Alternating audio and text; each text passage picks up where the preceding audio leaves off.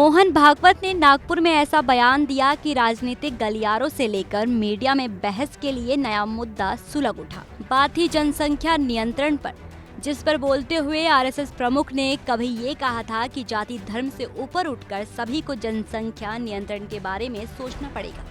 तब ओवैसी ने पलटवार करते हुए बोला था कि देश में जनसंख्या नियंत्रण की कोई जरूरत नहीं है, लेकिन अब भागवत भी शायद ओवैसी की भाषा बोलने लगे हैं। तभी जनसंख्या नियंत्रण को लेकर उन्होंने अब एक और बहुत बड़ा बयान दे दिया है।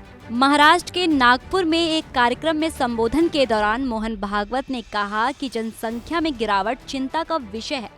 आधुनिक जनसंख्या विज्ञान कहता है कि जब किसी समाज की जनसंख्या 2.1 से नीचे चली जाती है तो वो समाज पृथ्वी से गायब हो जाता है।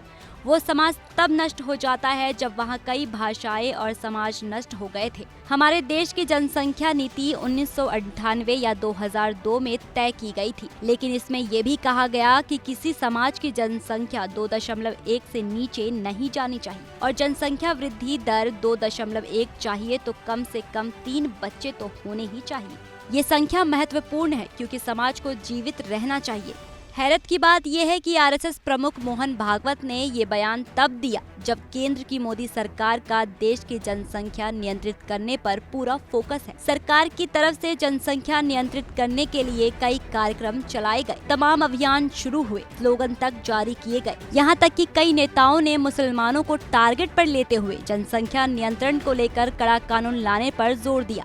सत्ता पक्ष और विपक्ष में खूब बयानबाजी चली, बार पलटवार हुए और अब मोहन भागवत हैं कि मोदी सरकार के तमाम प्रयासों पर पलीता लगाने में लगे हैं। यहाँ सवाल ये उठता है कि आखिर मोहन भागवत कहना क्या चाह रहे हैं? क्यों वो देश की जनसंख्या को बढ़ाने की बात कर रहे हैं? क्या बीजेपी से उनकी कोई अनबन तो नहीं चल रही?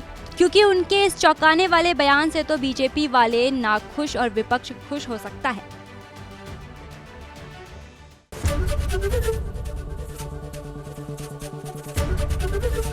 एबीपी गंगा, खबर आपकी, जुबान आपकी।